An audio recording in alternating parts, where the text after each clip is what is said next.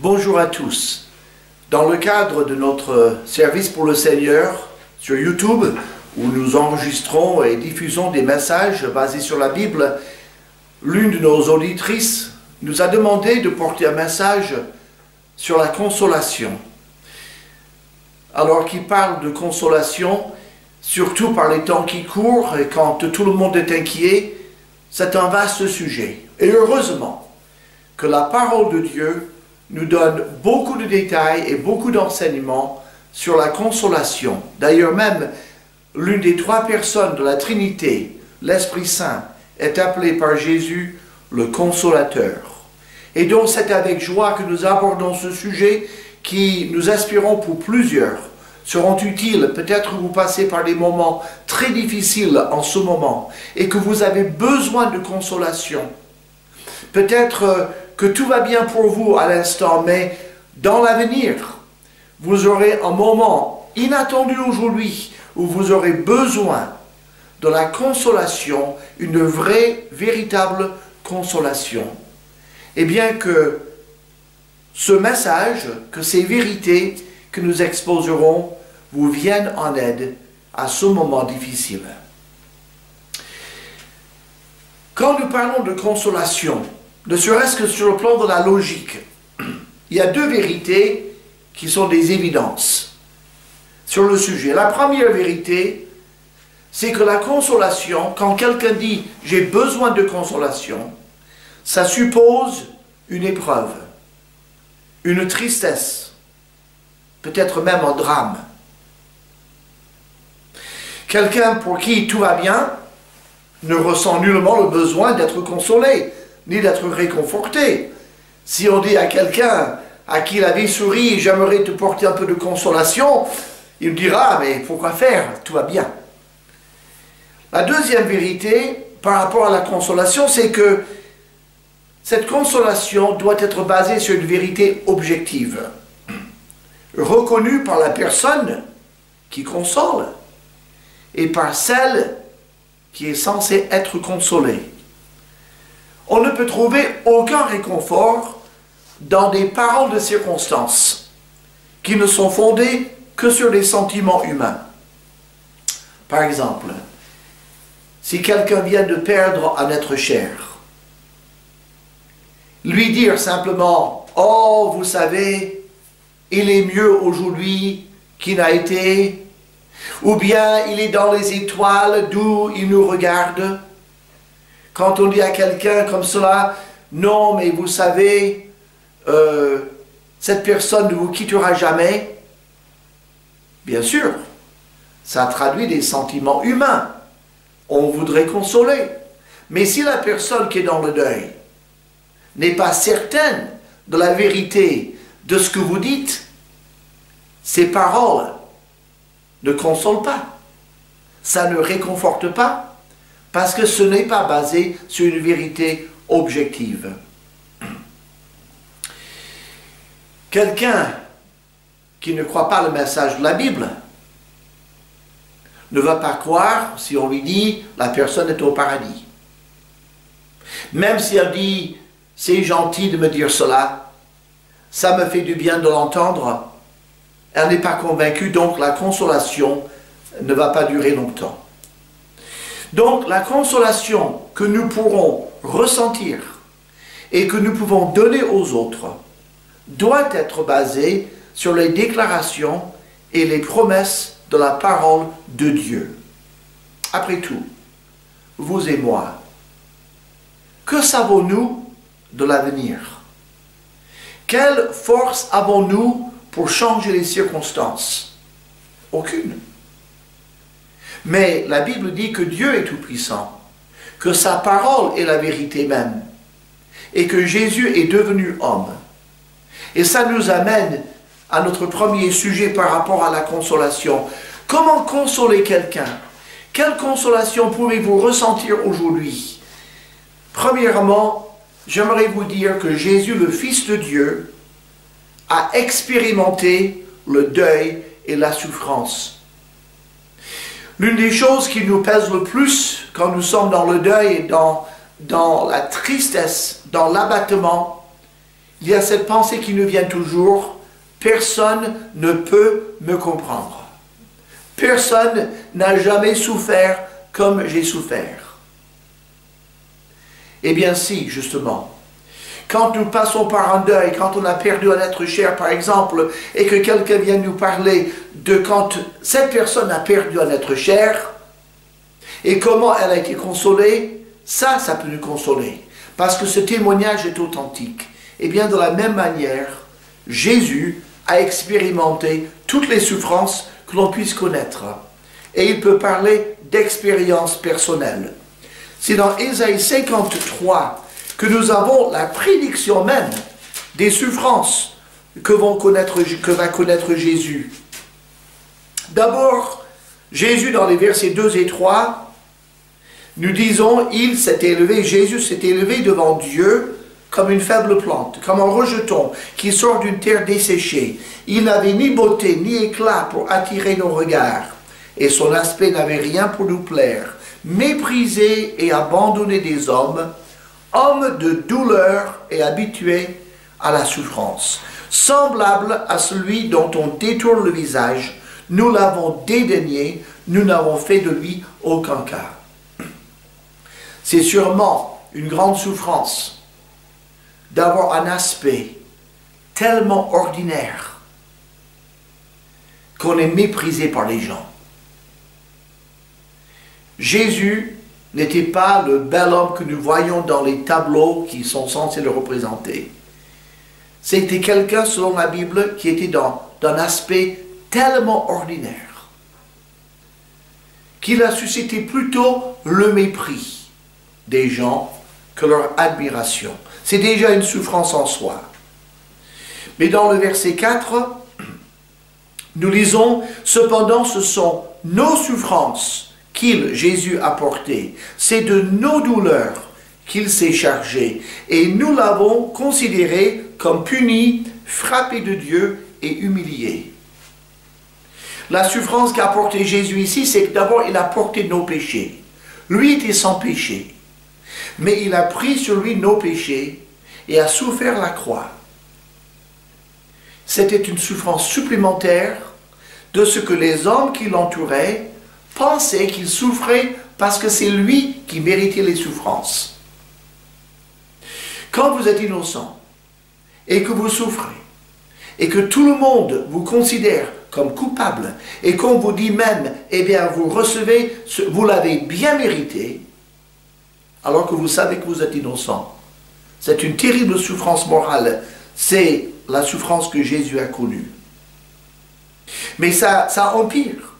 Parce que dans le verset 7, Jésus a été maltraité et opprimé, il n'a pas ouvert la bouche. Semblable à un agneau qu'on mène à la boucherie, à une brebis muette devant ceux qui l'attendent, il n'a point ouvert la bouche. Il a été enlevé par l'angoisse et le châtiment. Et dans le verset 11, plutôt à verset 10, il a plu à l'Éternel de le briser par la souffrance. Non seulement Jésus a souffert de ses contemporains, de son aspect ordinaire, qu'on en venait à le mépriser, non seulement il a souffert parce que les gens pensaient qu'il méritait sa crucifixion, même le Père, son propre Père, le Dieu éternel, a décidé de lui faire porter nos péchés et Dieu a versé sur Jésus son juste jugement pour nos péchés. Il a connu la colère d'un Dieu saint contre tous les péchés commis par tous les hommes de tout temps. Il a seul porté le poids de ses péchés. C'était bien sa souffrance la plus grande. Dans le verset 7 que nous venons de lire, Jésus a été faussement accusé dans son procès et il n'avait pas la permission de se justifier. Il ne pouvait pas dire qu'il avait raison, même si c'était vrai, parce qu'il devait mourir pour nous et cela, il a accepté. La Bible dit dans le verset 8 que nous venons de lire également qu'il a été enlevé par l'angoisse. Sa mort, c'était une angoisse terrible. Il a été séparé de son Père, qui était sans doute la partie la plus angoissante de toutes. Il a porté nos péchés, lui qui n'avait jamais commis de péché, et lui pour qui le péché était haïssable et terrible au plus haut point. Et en plus, il a été torturé physiquement et psychiquement par la crucifixion. C'est une angoisse innommable. Et dans le jardin de Gethsémani, Jésus qui attendait, qui savait que cette crucifixion venait, que les 24 heures qui viendraient seraient terrifiantes, il a transpiré comme des gouttes de sang, tellement son corps était angoissé par la perspective de ce par quoi il allait passer. Donc, quand nous parlons de consoler des gens qui sont dans la peine, la première chose qu'il faut savoir, et je voudrais qu'on se souvienne toujours de cela, Jésus, le Fils de Dieu, celui seul qui peut vous consoler, a expérimenté le deuil et la souffrance au plus haut point. Mais il y a un deuxième point que nous trouvons dans ce même chapitre d'Ésaïe 53. Cette souffrance qu'a connue Jésus a engendré de très grandes bénédictions. Mes amis, une consolation qui peut vraiment nous faire du bien, c'est si nous pensons que les souffrances par lesquelles nous passons aujourd'hui pourraient un jour être changées en bénédictions. Ça nous aide à les supporter. C'est le cas pour le Seigneur Jésus. Quelles sont les bénédictions que cette crucifixion a engendrées? Nous lisons dans le verset 10, « Après avoir livré sa vie en sacrifice pour le péché, il verra une postérité et prolongera ses jours, et l'œuvre de l'Éternel prospérera entre ses mains. » La première grande bénédiction qu'a provoqué la mort de Jésus pour vous et pour moi, c'est qu'il est ressuscité, pour ne plus jamais mourir. Non seulement cela, il a acquis une postérité. Par sa mort sur la croix, des millions d'hommes et de femmes et d'enfants sont venus à lui, ont reçu sa vie éternelle, ont été rachetés par son sang, et ces gens lui appartiennent. Nous en faisons partie. Nous appartenons à Jésus-Christ. Nous sommes les brebis de son pâturage. Nous sommes son peuple. Nous sommes son Église. Et cette Église, Jésus l'a acquise par sa crucifixion. Et puis, dans le verset 11, il dit, « Par sa connaissance, mon serviteur, donc Jésus, juste, justifiera beaucoup d'hommes. » Par sa mort sur la croix, Jésus a reçu le pouvoir de nous pardonner, de vous pardonner, de me pardonner, et de nous déclarer justes devant Dieu son Père. Dieu le Père est le juge, mais Jésus est notre avocat. Et il vient devant le Père et il plaide notre cause, mais pas par nos mérites. Il plaide notre pardon par son sacrifice. Et c'est pour ça que Dieu est toujours prêt à nous pardonner et à nous purifier parce que Christ est mort pour nous. Il est notre avocat. Et puis, dans le verset 12, il dit, « C'est pourquoi, dit Dieu, je lui donnerai sa part avec les grands, il partagera le butin avec les puissants parce qu'il s'est livré lui-même à la mort. » Le Père promet que Jésus, suite à ses grandes souffrances, recevra l'honneur et la gloire éternelle, comme le roi des rois et le Seigneur des seigneurs. C'est Jésus qui sera le juge de tout homme, et il a mérité cette place à cause de sa grande souffrance et de sa mort pour nous. Jésus est notre exemple suprême. C'est lui et lui seul qui peut nous apporter une consolation véritable et durable. Souvenons-nous, les épreuves et les peines qu'a subi Jésus sont dues à notre péché et à ses conséquences. C'est nous qui l'avons fait souffrir. En même temps, ce temps de tristesse sera suivi d'une joie d'autant plus grande et d'autant plus durable. Les épreuves sont passagères. Mes amis, si aujourd'hui vous êtes dans la peine et dans la souffrance, souvenez-vous, les épreuves, votre peine est passagère, mais la joie est éternelle. Voilà donc par rapport à Jésus et son exemple pour nous. Celui qui a le plus souffert, c'est celui qui peut mieux nous comprendre et c'est celui qui est mieux à même de nous consoler. Quand nous parlons de consolation, il y a un lieu où l'on peut trouver cette consolation et ce réconfort. Et ce lieu est détaillé pour nous dans l'Épître aux Hébreux et le 4e chapitre.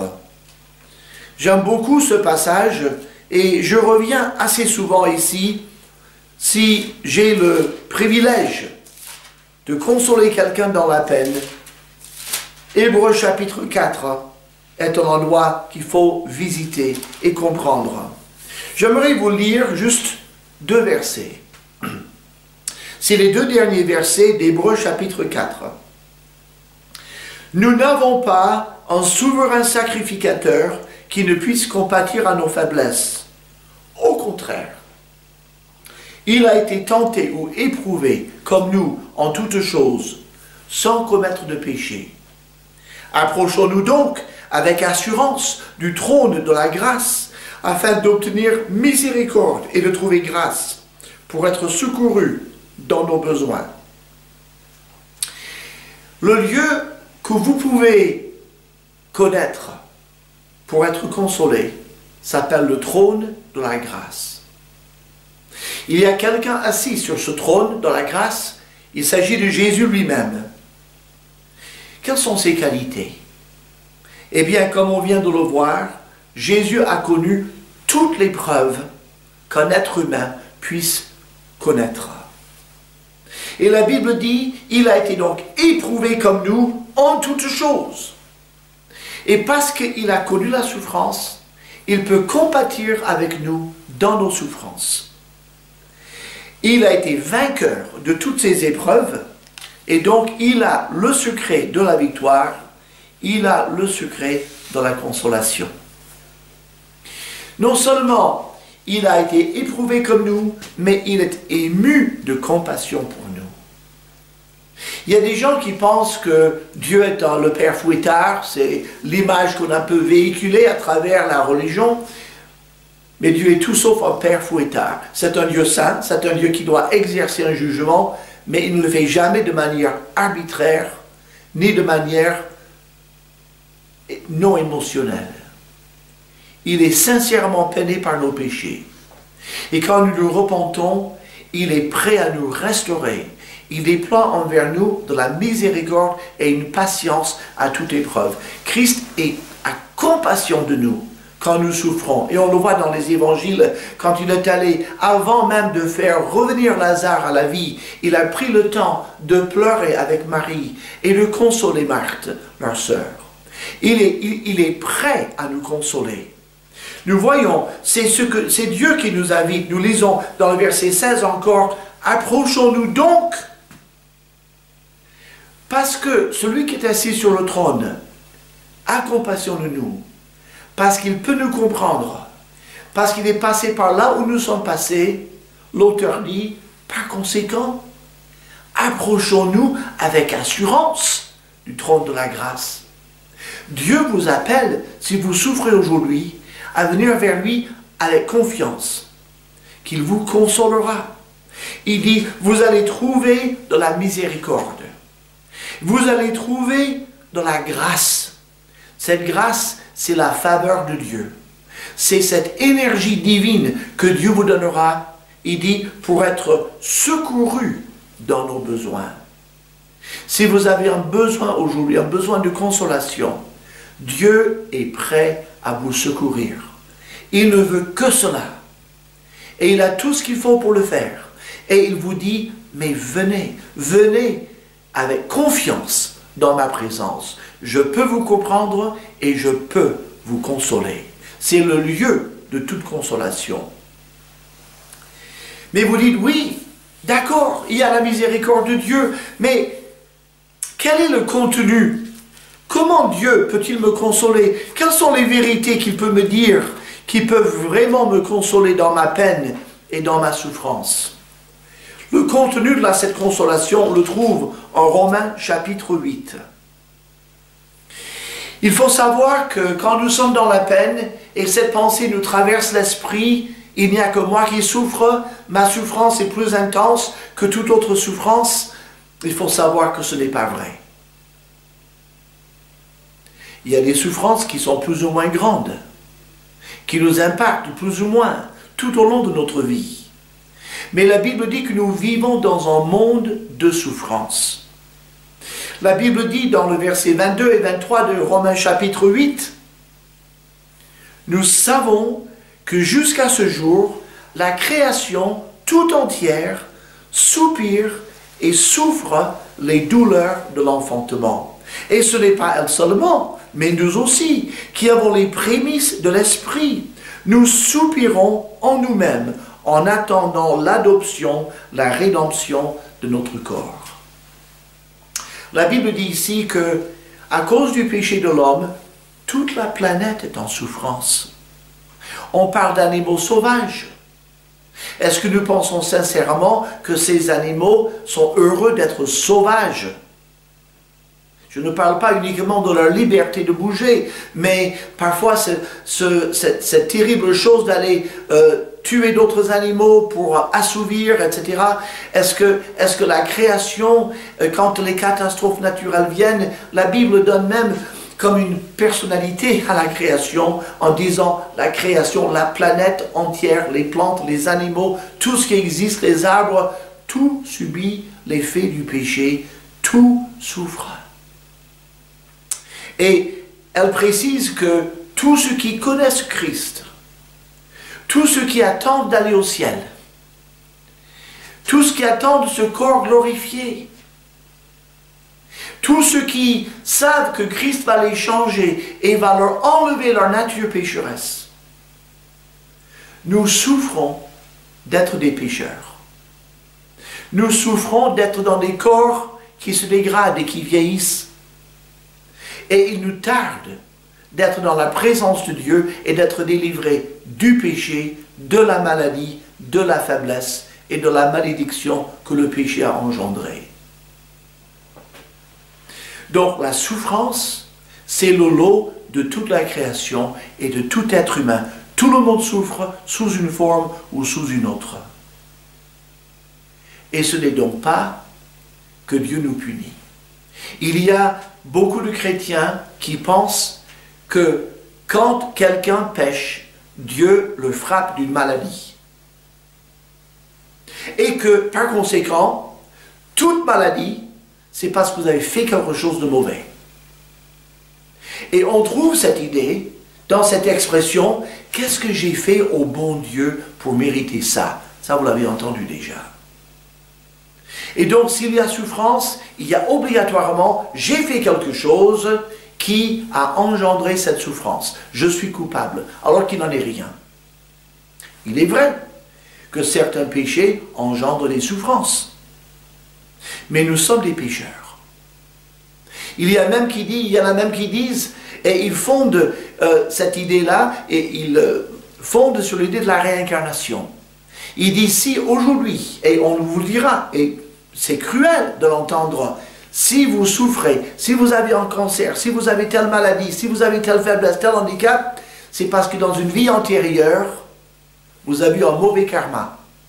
Et dans cette vie, vous êtes en train de souffrir les conséquences de votre vie antérieure. Ça, c'est un raisonnement qui n'est absolument pas dans la Bible. La Bible dit que nous avons une seule vie sur la terre. Et donc, nous ne devons pas penser que si nous souffrons, si nous sommes handicapés, si nous sommes atteints d'une maladie, si nous avons perdu un être cher, que c'est parce que nous avons fait quelque chose de mauvais. Si vous et moi, nous commettons un péché, nous pouvons demander à Dieu de nous le révéler et il le fera. Et s'il ne nous révèle pas de péché, c'est que nous n'avons pas péché et notre souffrance n'est pas due à ce péché-là. Ça, c'est en soi déjà une consolation. Mais dans le verset 28, L'apôtre Paul écrit ceci: « Nous savons du reste que toute chose concourt au bien de ceux qui aiment Dieu, de ceux qui sont appelés selon son dessein. » C'est une promesse immense. C'est une promesse universelle. Vous savez que les postiers, ils ont une clé pour ouvrir toutes les boîtes aux lettres. C'est un passe-partout. Et ce verset est un passe-partout pour toutes vos épreuves.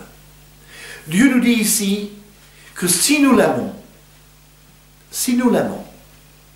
et si nous sommes appelés, et si nous le connaissons comme Sauveur, il nous garantit que toutes les circonstances de notre vie, les bonnes et les mauvaises, contribueront à notre bien-être ultime et à sa gloire.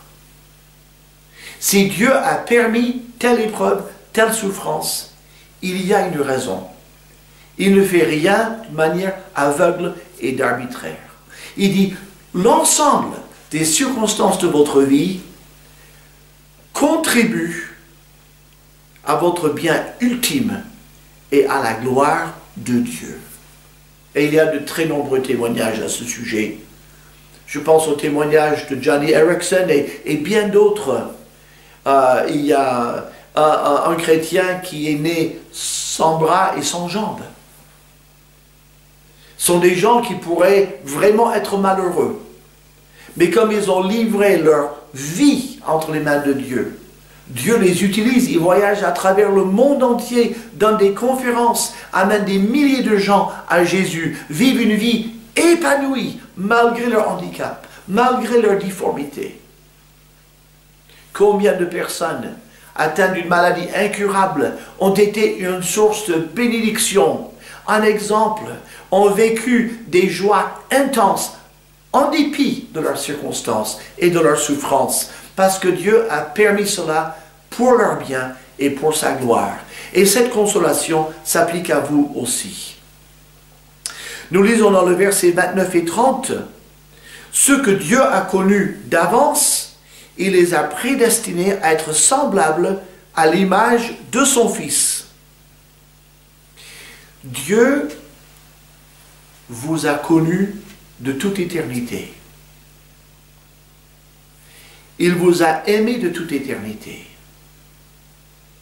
Et si vous êtes venus à Jésus-Christ, il vous prédestine à partager sa gloire éternelle. Votre avenir et le mien, c'est la gloire.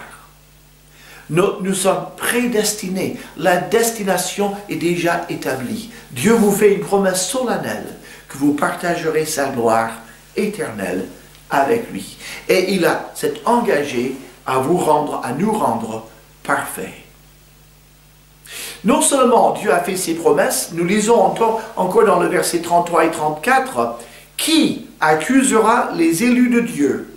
C'est Dieu qui justifie.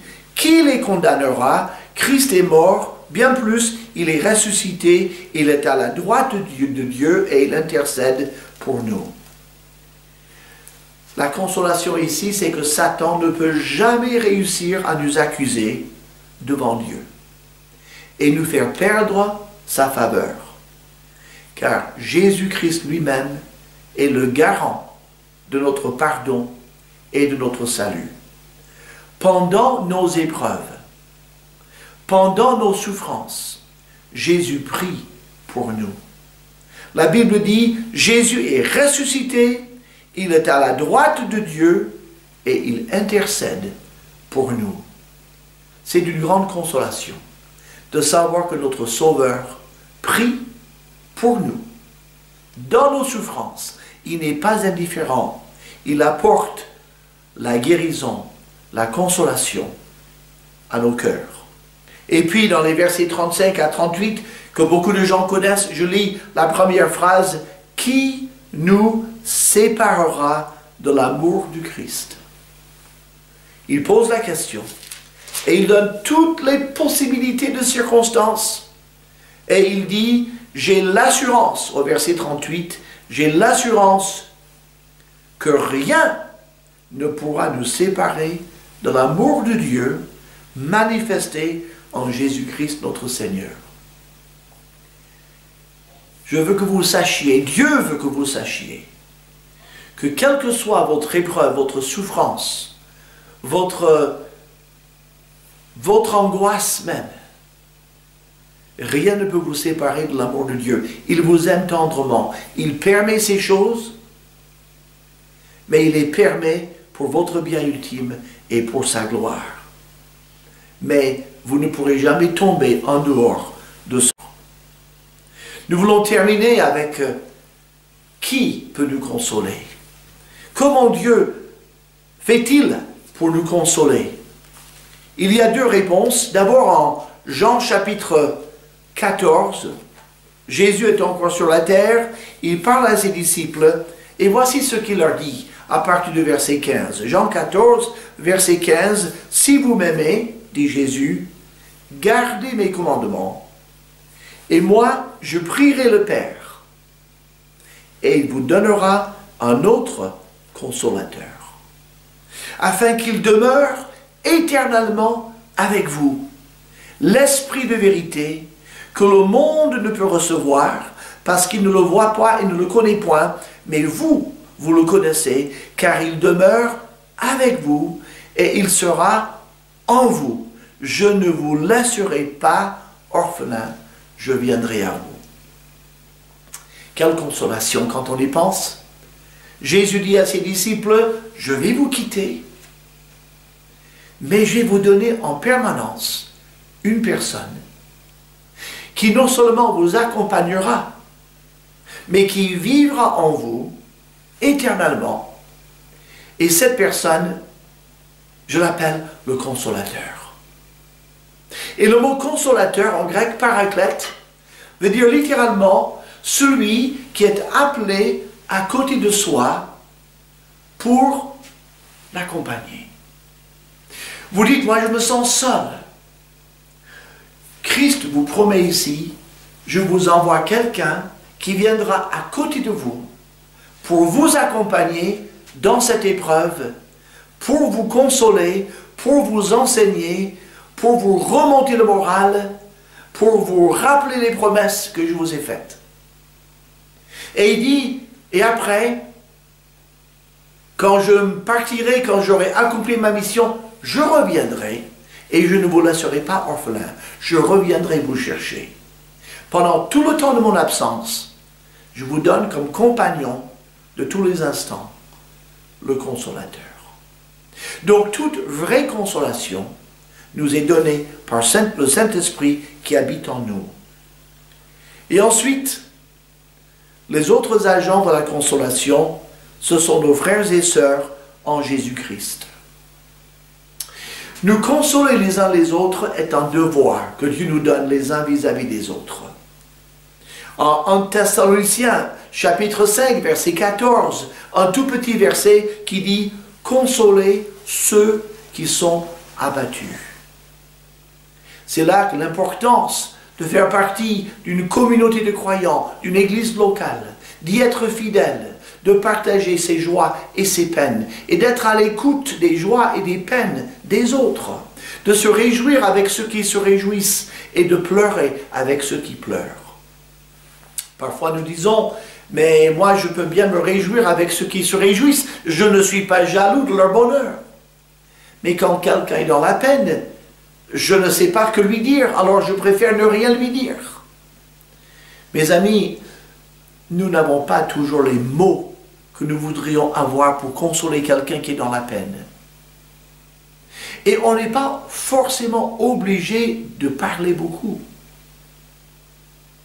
Mais Dieu veut que parce que c'est notre sœur, notre frère en Christ qui est dans la souffrance, qu'on s'approche de cette personne-là. Et ne serait-ce que lui dire, je prie pour toi.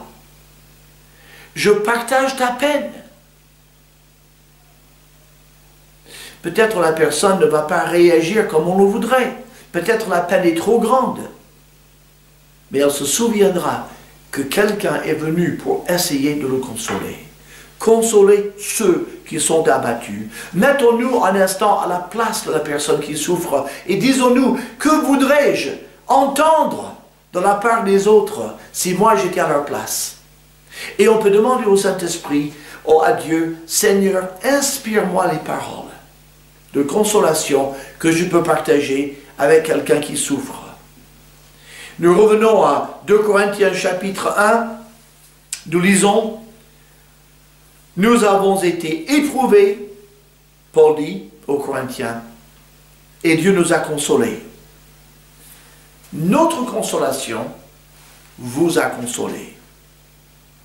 Vous êtes donc encouragés à être patients dans votre souffrance pour Christ, car vous êtes témoins de la consolation que nous avons reçue quand nous souffrions pour Christ. » Et donc, notre attitude dans la souffrance peut être un exemple et un sujet de consolation pour quelqu'un d'autre qui est dans la peine. Si vous voulez trouver de la consolation véritable et durable, lisez la parole de Dieu. Lisez-la pour vous-même, en marquant toutes les promesses que vous y trouverez. Marquez-les, soulignez-les, ces promesses, vous les en trouverez abondamment dans la Bible. C'est le Saint-Esprit, par ces versets, qui va vous consoler, parce qu'il vous console en utilisant la parole. Ensuite, parlons de nos souffrances, honnêtement, avec nos frères et sœurs en Christ. Leurs prières et leurs témoignages seront une consolation pour nous. Ça sera du baume pour notre cœur. Par les épreuves, Dieu nous rapproche de lui et nous rapproche les uns des autres. Mon père avait une petite poésie qu'il me citait souvent. Il avait entendu quand il était jeune, donc ça fait peut-être 70 ans, que ces petits vers, quatre petites phrases sur les épreuves. Et je n'ai jamais oublié, et je le traduis en français pour vous. Voici les 4 lignes, avec ceci je termine. L'épreuve rend douce les promesses de Dieu. L'épreuve redonne vie à nos prières. L'épreuve nous place à ses pieds. Et l'épreuve garde notre foi entière. Prions Dieu.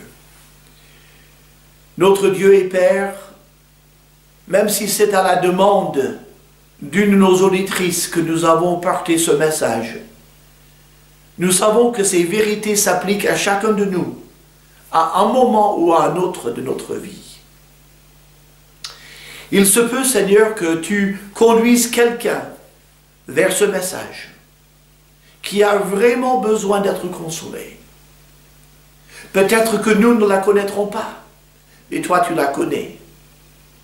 Nous te prions que ta parole, que ces vérités de la parole, puissent profondément toucher leur cœur. Qu'ils se souviennent que Christ a souffert plus que quiconque. Il a connu le deuil et la souffrance. Mais cette souffrance a été suivie de grandes bénédictions. Permets, Seigneur, que nous nous souvenions qu'il y a un lieu où tu donnes la consolation. C'est le trône de la grâce. Aide-nous, Seigneur, à nous souvenir de tes merveilleuses promesses de Romains chapitre 8. Et aide-nous, à notre tour, en étant consolés, à en consoler d'autres. Car c'est là ce que tu nous demandes. Nous te remercions de nous avoir accordé le Consolateur, l'Esprit Saint, qui demeure en nous. Conduis-nous, Seigneur, vers la consolation durable. Et nous attendons la consolation éternelle de vivre l'éternité avec toi, par Jésus-Christ. Amen.